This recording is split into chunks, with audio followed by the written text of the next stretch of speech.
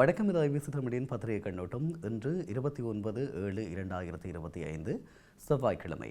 இன்றைய தினமும் தமிழர் தாயகத்தில் இருந்து வெளியாகக்கூடிய உதயன், வலம்புரி, யாழ் தினக்குரல் மற்றும் ஈழ்நாடு பத்திரிகைகளினுடைய முன்பக்க செய்திகளை பார்க்க போகிறோம். அந்த வகையில் உதயன் பத்திரிகையினுடைய முன்பக்க பிரதான தலைப்புச் செய்தியாக வெளியாக இருக்கிறது. செம்மணி புதைக்குழி அகழ்வில் சர்வதேச தலையீடு அவசியம், சர்வதேச ஜூரிகள் ஆணைக்குழு வலியுறுத்தல் என்ற செய்தி வெளியாக இருக்கிறது. நீதியை நிலைநாட்டுவதில் உள்ளாக பொறிமுறைகள் தோல்வியடைந்துள்ளதால் செம்மணி புதைகுழி விடயத்தில் நிலையான சர்வதேச கண்காணிப்பு அவசியம். இவ்வாறு சர்வதேச ஜூரர்கள் சபை ஸ்ரீலங்கா அரசாங்கத்தை வலியுறுத்தியிருப்பதாக அந்த செய்தி வெளியாக இருக்கிறது. அதே நேரம் நல்லூரானுக்கு இன்று கொடி என்று சொல்லி நன்றூர் கந்தசுவாமி ஆலயத்தினுடைய புகைப்படத்தோடு அந்த செய்தி வெளியாக இருக்கிறது. அலங்கார கந்தன் என போற்றப்படும் வரலாற்று சிறப்புமிக்க நல்லூர் கந்தசுவாமி ஆலயத்தினுடைய விசுவாச வருட மகோத்சவ பெருந்திருவிழா இன்றைய தினம் கொடியேற்றத்துடன் ஆரம்பமாவதாக அந்த செய்தி குறிப்பிடுகிறது. அதேபோல நல்லூர் ஆலய சூழலில் போக்குவரத்துக்கு தடை என்ற செய்தியும் வெளியாக இருக்கிறது. வரலாற்று சிறப்புமிக்க நல்லூர் கந்தசுவாமி ஆலய வருடாந்த மகோத்சவ பெருந்திருவிழாவை முன்னிட்டு ஆலய சுற்றுச்சூழல் வீதிகள் நேற்று திங்கட்கிழமை காலை 10:30 மணி முதல் தடை செய்யப்பட்டிருப்பதாகவும் அதற்கமைய மாற்று வீதிகளை பயன்படுத்துமாறும் யாழ் மாநகர சபை அறிவித்திருக்கிறது. அதே நேரம் தடை செய்யப்பட்ட வீதிகளுக்குள் வசிப்பவர்கள், வியாபாரம் செய்பவர்களுக்கு வழமை போல யாழ் மாநகர சபையால் வழங்கப்படுகின்ற அனுமதி சீட்டு வழங்கப்படும் என்பதனையும் அறிவித்திருக்கிறார்கள். அதேபோல தவறி விழுந்து இளைஞர் பலி என்ற செய்தி வெளியாக இருக்கிறது.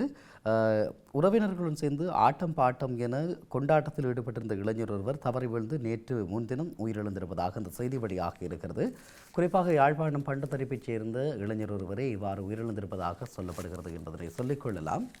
அதே நேரம் தவறி வீழ்ந்த இளைஞன் பலி என்ற செய்தி வெளியாக இருக்கிறது. பண்டத்தரிப்பில் சோகம். உறவினர்களுடன் சேர்ந்து ஆட்டம் பாட்டம் என கொண்டாட்டத்தில் ஈடுபட்டிருந்த இளைஞர் ஒருவர் தவறி வீழ்ந்து நேற்று முன்தினம் உயிரிழந்திருப்பதாக சொல்லப்படுகிறது. யாழ்ப்பாணம் பண்டத்தரிப்பு பகுதியைச் சேர்ந்த அன்னராசா அலெக்சன் என்ற 19 வயது இளைஞரை இவ்வாறு உயிரிழந்திருப்பதாக சொல்லப்படுகிறது. ஆட்டம் பாட்டம் என கொண்டாட்டத்தில் ஈடுபட்டிருந்த வேளையில் அவர் திடீரென தலைப்பலமாக அடிபடக்கூடிய வகையில் தவறி வீழ்ந்திருக்கிறார். அவர் மூச்சற்ற நிலையில் இருப்பதை அவதானித்த உறவினர்கள் உடனடியாக தெல்லிப்பளை ஆதார வைத்தியசாலைக்கு அழைத்து சென்றிருக்கிறார்கள். ஆனால் அவர் ஏற்கனவே உயிரிழந்திருப்பதாக வைத்தியர் கூறியிருப்பதாக அந்த செய்தி குறிப்பிடப்படுகிறது. அதேபோல பாதுகாப்பு உத்தியோகஸ்தர் நேற்று சடலமாக மீட்பு என்ற செய்தி வெளியாக இருக்கிறது. யாழ்ப்பாண பல்கலைக்கழகத்தினுடைய கிளிநொச்சி வளாக விவசாய பீட பகுதியில் கடமையில் ஈடுபட்டிருந்த தனியார் நிறுவனம் ஒன்றைச் சேர்ந்த பாதுகாப்பு உத்தியோகஸ்தர் நேற்று சடலமாக மீட்கப்பட்டிருப்பதாக குறிப்பிடப்படுகிறது. அவர் மாடியிலிருந்து தவறி விழுந்து உயிரிழந்திருக்கலாம் என நம்பப்படுகிறது. தர்மசீலன் ரகுராஜ் என்ற 34 வயது மதிக்கத்தக்க இளைஞரே இவ்வாறு சடலமாக மீட்கப்பட்டிருக்கிறார். இந்த விடயம் தொடர்பிலே போலீசாருக்கு தகவல் வழங்கப்பட்டதும் மேலதிக நடவடிக்கைகள் மேற்கொண்ட கிளிநொச்சி போலீசார் மாவட்ட நீதவான் நீதிமன்றத்தின் கவனத்துக்கு கொண்டு சென்றிருக்கிறார்கள். கிளிநொச்சி மாவட்ட நீதவான் நீதிமன்ற நீதிபதி சம்பவ இடத்திற்கு சென்று சடலத்தை பார்வையிட்டார். இதனைத் தொடர்ந்து சடலம் மீட்கப்பட்டு உடற்கூற்று பரிசோதனைக்காக வைத்தியசாலைக்கு அனுமதிக்கப்பட்டிருக்கிறது. இது தொடர்பான மேலதிக விசாரணைகளை காவல்துறையினர் மேற்கொண்டு கொண்டிருக்கிறார்கள் என்பதனை சொல்லிக் கொள்ளலாம். அதேபோல ரயில் சாரதிகள் பணிப்புறக்கணிப்பு இன்று நள்ளிரவு முதல் அமல் என்ற செய்தி வெளியாக இருக்கிறது. தொழில்சார் பிரச்சினைகளை தீர்வு காணுமாறு வலியுறுத்தி ரயில் சாரதிகள் இன்று நள்ளிரவு முதல் பணிப்புறக்கணிப்பு போராட்டத்தில் ஈடுபடுவதற்கு தீர்மானித்திருக்கிறார்கள். ஒழுங்கற்ற சமிச்சைகள், கட்டமைப்புகள் உள்ளிட்ட பல்வேறு பிரச்சனைகளை கோரி அவர்கள் இந்த பணிப்புறக்கணிப்பில் ஈடுபட இருப்பதாக சொல்லப்படுகிறது. அதேபோல நிசாந்த உலுகேதன்னு சிஐடியால் கைது என்ற செய்தி வெளியாக இருக்கிறது. முன்னாள் கடற்படை தளபதி நிசாந்த உலுகேதன்னு குற்றப்புலனாய்வுத் துறையினரால் நேற்று கைது செய்யப்பட்டிருக்கிறார்.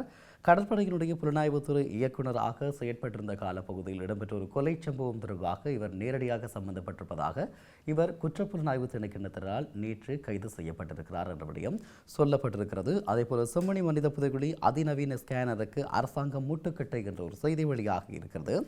செம்மணி மனித புதைகுழியில் ஜிபிஆர் ஸ்கேனர், தரையை ஊடுருவும் ரேடர் மூலம் பரந்துபட்ட ஸ்கேன் நடவடிக்கைகளை முன்னெடுக்க தீர்மானிக்கப்பட்டிருந்த நிலையில் அந்த கருவியினுடைய பயன்பாட்டிற்கு இலங்கையினுடைய பாதுகாப்பு அமைச்சு முழுமையான அனுமதிகளை வழங்கவில்லை. அந்த கருவியினுடைய சில பாகங்களை பயன்படுத்துவதற்கான அனுமதி கோரி பாதுகாப்பு அமைச்சிடம் விண்ணப்பிக்கப்பட்டிருக்கிறது. ஆனால் முழுமையான அனுமதிகள் இதுவரை வழங்கப்படவில்லை என அந்த செய்தி குறிப்பிடப்படுகிறது. அதேபோல செம்மணி மனித புதைகுழியில் 3 எண்பு தொகுதிகள் நேற்றும் அடையாளம் காணப்பட்டிருப்பதாக செய்தி வெளியாகி இருக்கிறது. அரியாலை செம்மணி மனித புதைகுழியினுடைய நேற்றைய அகழ்வின் போது புதிதாக 3 மனித எண்பு தொகுதிகள் அடையாளம் காணப்பட்டதாக அந்த செய்தி வெளியாகி இருக்கிறது. யாழ்ப்பாணத்தில் மீண்டும் சொகுசு கப்பல் என்ற தலைப்போடு ஒரு செய்தி வெளியாக இருக்கிறது. இந்தியாவிலிருந்து சுற்றுலா பயணிகளுடன் கோர்டெலியா குரூஸ் என்ற அதிசொகுசு கப்பல் இப்போது யாழ்ப்பாணத்திற்கு வருகை தந்திருக்கிறது. இது தொடர்ச்சியாக 2024, 2023 ஆகிய காலப்பகுதிகளிலும் யாழ்ப்பாணத்திற்கு வருகை தந்ததாக சொல்லப்படுகிறது என்பதனையும் சொல்லிக் கொள்ளலாம். இவ்வாறு இருக்கிறது உதயனுடைய முன்பக்க செய்திகள். தொடர்ந்து நாங்கள் வலம்புரி பத்திரிகையினுடைய முன்பக்க செய்திகளை பார்க்க போகிறோம். பிரதான தலைப்புச் செய்தியாக வெளியாகி இருக்கிறது, நாமல் ராஜபக்சவை உடன் கைது செய்க அம்பாந்தோட்டை நீதவான் உத்தரவு என்ற செய்தி வெளியாகி இருக்கிறது.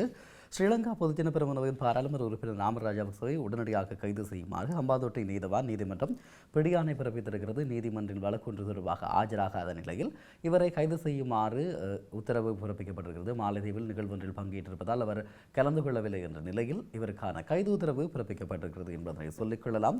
கட்டங்கட்டப்பட்ட செய்தியாக அலங்கார கந்தனுக்கு இன்று கொடியேற்றம் என்று சொல்லி புகைப்படத்தோடு வெளியாக இருக்கிறது செய்தி.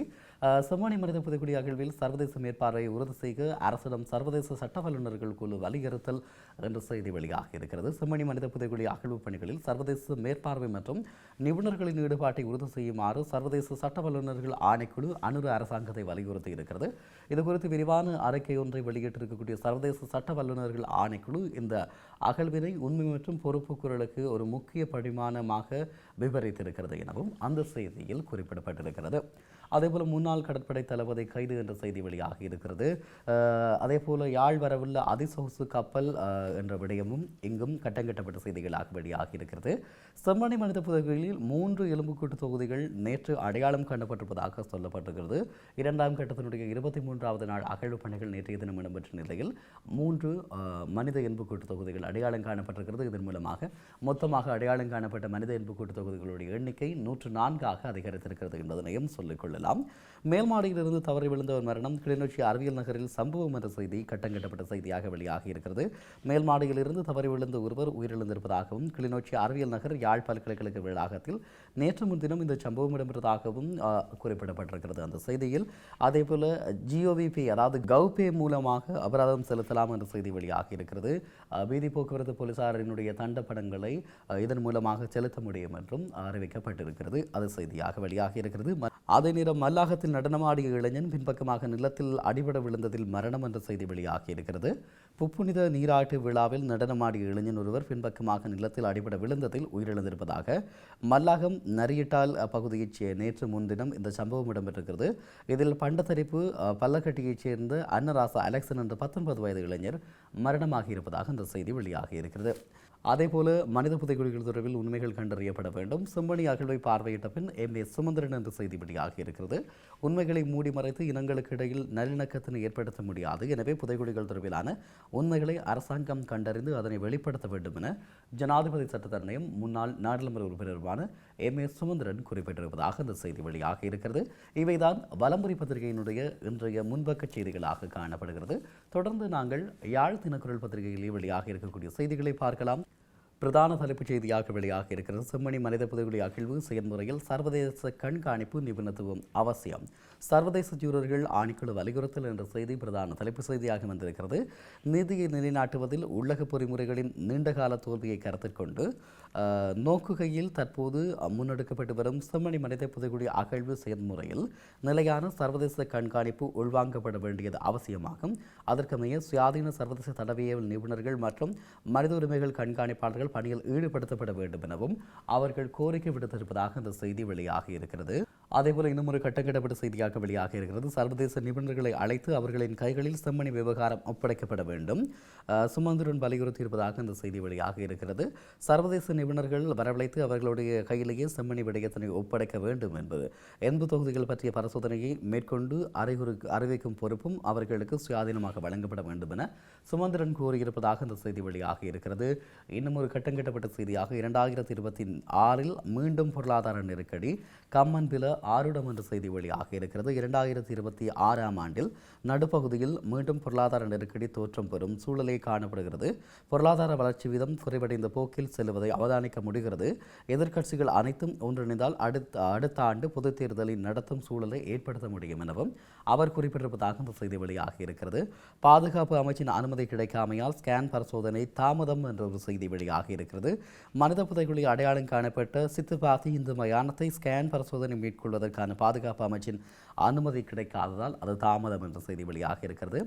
இன்னும் ஒரு செய்தி வெளியாக இருக்கிறது. ஆகஸ்டில் யாழ் வரும் சுற்றுலா பயணிகள் என்ற செய்தி வெளியாக இருக்கிறது. இந்தியாவில் இருந்து அதிசொகுசு சுற்றுலா பயணிகள் கப்பல் எதிர்வரும் ஆகஸ்ட் மாதம் 15 மற்றும் 22 ஆகிய தேதிகளில் யாழ்ப்பாணம் வருகை தர இருக்கிறது. குறித்த சுற்றுலா பயணிகள் கப்பலானது கடந்த 2023இல் 9 தடவைகளும் 2024இல் வருகை தந்ததாக சொல்லப்பட்டிருக்கிறது என்ற செய்தியையும் குறிப்பிட்டு சொல்லிக் கொள்ளலாம். செம்மணி புதைக்குழியில் இருந்து 54 சான்று பொருட்கள் மீட்கப்பட்டிருப்பதாக செய்தி வெளியாகி இருக்கிறது. செம்மணி மனித புதைகுழி கருப்பு ஜூலை படுகொலை நீதி வேண்டி மட்டக்களப்பில் ஆர்ப்பாட்டம் என்ற செய்தியும் வெளியாகி இருக்கிறது. மட்டக்களப்பு காந்தி பூங்காவில் நேற்று திங்கட்கிழமை கவனஈர்ப்பு ஆர்ப்பாட்டத்தில் ஈடுபட்டதாக அந்த செய்தி குறிப்பிடப்படுகிறது. அதேபோல யாழில் டிக்டாக் காதலனுக்கு வீட்டு நகைகளை களவாடி கொடுத்த காதலி உடந்தையான 6 பேர் கைது என்ற செய்தி வெளியாகி இருக்கிறது.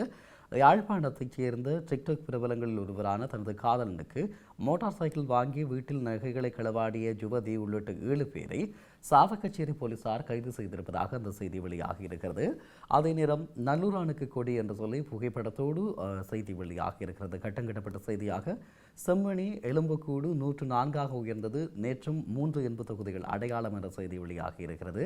தடைகளை நீக்கி தேர்தலுக்கு வழிவகுங்கள் அப்படி என்று சொல்லி ஒரு செய்தி வெளியாக இருக்கிறது. கடந்த 11 வருடங்களாக மாகாண சபை தேர்தல் நடத்தப்படவில்லை எனவும் அரசாங்கம் தற்போதைய தடைகளை நீக்கி தேர்தலுக்கு வழிவகுக்க வேண்டும் எனவும் பெப்ரல் அமைப்பு வேண்டுகோள் விடுத்திருப்பதாக அந்த செய்தி வெளியாகி இருக்கிறது. அறிவியல் நகர் பல்கலைக்கழக வளாகத்தில் மேல் மாடியிலிருந்து தவறி விழுந்து பாதுகாப்பு உத்தியோகஸ்தர் பலி என்ற செய்தி புகைப்படத்தோடு வெளியாகி இருக்கிறது. இவைதான் யாழ் தினகரலினுடைய இன்றைய முன்பக்க செய்திகளாக காணப்படுகிறது. தொடர்ந்து நாங்கள் ஈழநாடு பத்திரிகையில் வெளியான செய்திகளை பார்க்கலாம். பிரதான தலைப்புச் செய்தியாக அரியாலை மனித புதைக்குழி அகழ்வு செயல்முறையில் சர்வதேச கண்காணிப்பும் நிபுணத்துவமும் அவசியம், சர்வதேச ஜூரர்கள் ஆணைக்குழு வலியுறுத்தல் என்ற செய்தி பிரதான தலைப்புச் செய்தியாக வெளியாகி இருக்கிறது. அதே நேரம் தமிழ் அரசியல்வாதிகளுக்கு துணிச்சல் இருக்கிறதா என்ற ஒரு கேள்வியோடு செய்தி வெளியாகி இருக்கிறது. கட்டங்கட்டப்பட்ட செய்தியாக வெள்ளிக்கடை சிறை படுகொலைகள் நினைவேந்தலில் பத்திரிகையாளர் கேள்வி என்ற செய்தி வெளியாகி இருக்கிறது. யாழ்ப்பாணம் வெளிநாடுகளுக்கு தமிழ் மக்கள் புலம்பெயர்ந்து கொண்டிருப்பதால் வடக்கு மாகாணம் இலங்கை சனத்தொகையில் மிகவும் குறைந்த மாகாணமாகிவிட்டது. அடுத்தடுத்த தேர்தல்களில் வடக்கில் வாக்காளர்களின் தொகை மேலும் குறைவடையும் ஆபத்து இருக்கிறது என்று எச்சரித்திருக்கும் பத்திரிகையாளர் வீரகத்தி தனபாலசிங்கம் மண்ணை காப்பாற்ற வேண்டும் என்று உரத்து கொடுக்கும் தமிழ் அரசியல்வாதிகளுக்கு வடக்கு கிழக்கு தமிழ் மக்களை புலம்பெற வேண்டாம் என்று சொல்லுகின்ற துணிவு இருக்கிறதா என்ற கேள்வியை அவர் கேட்டிருப்பதாக இந்த செய்தி வெளியாக இருக்கிறது. அதேபோல நல்லூரானுக்கு இன்று காலை கொடியேற்றம் என்ற செய்தி வெளியாகி இருக்கிறது. நல்லூர் பெருந்தொரு திருவிழா தொடர்பிலான செய்திகள் இங்கே வெளியாகி இருக்கிறது. அதேபோல 3 எண்புக்கூடுகள் அடையாளம் காணப்பட்டதாக செய்தி வெளியாகி இருக்கிறது. முன்னாள் கடற்படை தளபதி கைது என்ற செய்தியும் வெளியாகி இருக்கிறது. மதுபான சாலை உரிமங்கள் ஸ்ரீதரனுக்கு வழங்கப்பட்டன என்ற ஒரு செய்தி வெளியாகி இருக்கிறது. மதுபான சபைக்கான 200 மில்லியன் ரூபாய் பெறுமதியான உரிமங்கள் ரணில் விக்ரமசிங்கவினால் பாராளுமன்ற உறுப்பினர் ஸ்ரீதரனுக்கு அரசியல் லஞ்சமாக வழங்கப்பட்டதாக சிவில் புலனாய்வு முன்னணியின் ஒருங்கிணைப்பாளர் சஞ்சய மகாவத்த தெரிவித்திருக்கிறார். கொழும்பில் நேற்று இடம்பெற்ற ஊடகவியலாளர் சந்திப்பின் போது அவர் இதனை தெரிவித்திருப்பதாக சொல்லப்படுகிறது என்ற விடயத்தை சொல்லிக்கொள்ளலாம். நாமலுக்கு பிடியான என்ற செய்தி வெளியாகி இருக்கிறது. புதைகுழிகள் தொடர்பாக உண்மைகள் கண்டறிய வேண்டும், அரசிடம் கோருகிறார் சுமந்திரன் என்ற செய்தியும் வெளியாகி இருக்கிறது.